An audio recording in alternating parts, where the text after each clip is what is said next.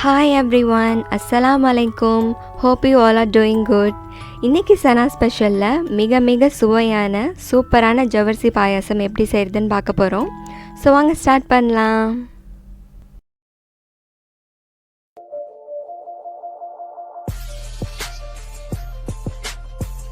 நான் இன்றைக்கி பாயாசம் பண்ணுறதுக்கு பெரிய குண்டு ஜவ்வரிசி எடுத்திருக்கேன். இதுதான் பாயாசத்துக்கு நல்லாயிருக்கும். இதை ஒரு 2 to 3 டைம்ஸ் நல்லா வாஷ் பண்ணிக்கோங்க. அந்த வெள்ளையாக பவுட்ரு ஃபார்மில் வர்றது எதுவுமே இல்லாமல் தண்ணி இந்த மாதிரி நல்லா கிளியராக இருக்கணும்.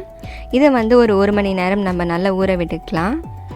அடுத்தது 1 கப் வெல்லம் எடுத்து நல்லா உடச்சிட்டு 1/2 கப் தண்ணி சேர்த்து இதை நல்லா காய்ச்சி எடுத்துக்கலாம்.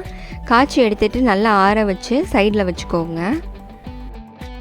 பாயசம் பண்ணுறதுக்கு நல்ல அகலமான கனமான பாத்திரமாக எடுத்துக்கோங்க. அதில் நம்ம இப்போ ஊற வச்சுருந்த ஜவ்வரிசியை சேர்த்துட்டு மீடியம் டு லோ ஃப்ளேமில் நம்ம குக் பண்ண ஸ்டார்ட் பண்ணலாம். ஜவ்வரிசி அது வேக ஸ்டார்ட் ஆகுறப்போ நல்லா திக்காக நல்லா கட்டியாக ஆகி வரும். நம்ம 5 மினிட்ஸ் இன்டர்வலில் நல்லா மிக்ஸ் பண்ணி விட்டுட்டே இருக்கலாம், இல்லாட்டி அடியில் பிடிக்க ஆரம்பிச்சிரும். அதனால் ஜவ்வரிசி பாலில் வேகிறத விட தண்ணியில் வேகிறப்ப தான் கொஞ்சம் சீக்கிரமாக வேகும். அதனால் தண்ணியிலே நல்லா வேக வச்சுக்கோங்க. இந்த மாதிரி கிளாஸ் மாதிரி டிரான்ஸ்பரண்ட்டாக வந்ததும் நம்ம 1/2 லிட்டர் பால் சேர்த்துக்கலாம். நல்லா திக்கான பாலாக சேர்த்துக்கோங்க, தண்ணி எதுவும் ஆட் பண்ணாமல். சேர்த்துட்டு நல்லா மிக்ஸ் பண்ணி விட்டுக்கோங்க. அடுப்பு மீடியம் ஃப்ளேம்லேயே வச்சுக்கோங்க. அடிக்கடி இந்த மாதிரி இன்டர்வல்ஸில் மிக்ஸ் பண்ணி விட்டுட்டே இருங்க.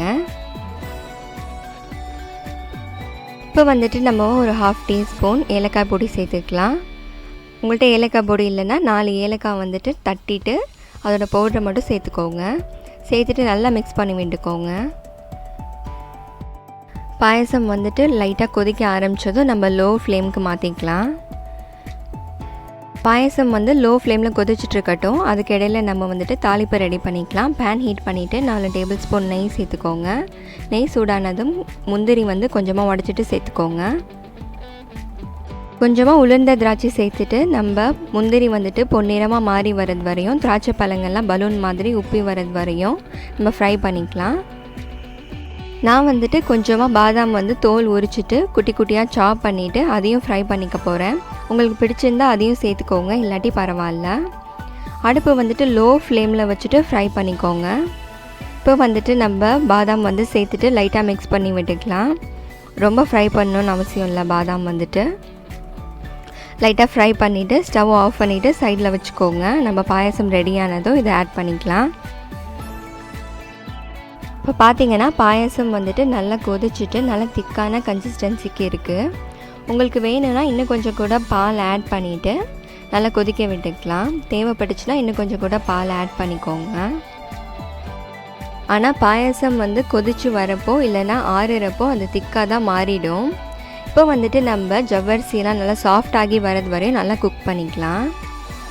நம்ம காய்ச்சி எடுத்த வெள்ளை பாகம் பாயசம் கொதிச்சிட்ருக்கப்போ ஆட் பண்ணக்கூடாது. அப்படி ஆட் பண்ணோன்னா பாயசம் தெரிஞ்சிடும்.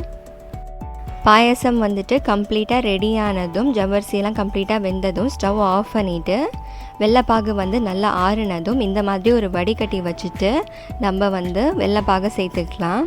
சேர்த்துட்டு நல்லா மிக்ஸ் பண்ணி விட்டுக்கோங்க. வெள்ளத்தில் சம்டைம்ஸ் தூசி இம்ப்யூரிட்டிஸ்லாம் இருக்கும். அதனால் நம்ம வடிகட்டி வச்சு பாகை வடிகட்டி சேர்த்துக்கிறது நல்லது. இந்த மாதிரி நம்ம சுகர் எதுவும் ஆட் பண்ணாமல் வெல்லம் சேர்த்து செய்கிறது நம்ம 1 வயசு குழந்தைங்களுக்கு கூட கொடுக்கலாம். ஜவ்வரிசி உடம்புக்கு ரொம்ப நல்லதும் கூட.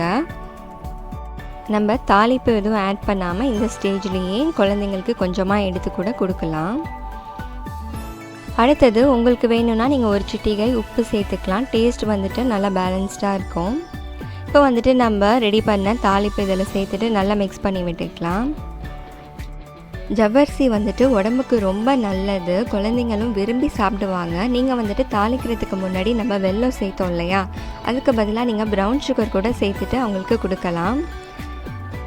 மிக சுவையான நல்ல டெலிஷியஸான ஜவ்வரிசி பாயாசம் இப்போ சூப்பராக ரெடியாகியாச்சு. கண்டிப்பாக வீட்டில் எல்லாருமே ட்ரை பண்ணி பாருங்கள். உங்களுக்கு இந்த ரெசிபி பிடிச்சிருந்துச்சுன்னா கண்டிப்பாக லைக் பண்ணுங்கள், ஷேர் பண்ணுங்கள். மறக்காமல் சனா ஸ்பெஷலுக்கு சப்ஸ்கிரைப் பண்ணுங்கள். Enjoy your food and have a nice day.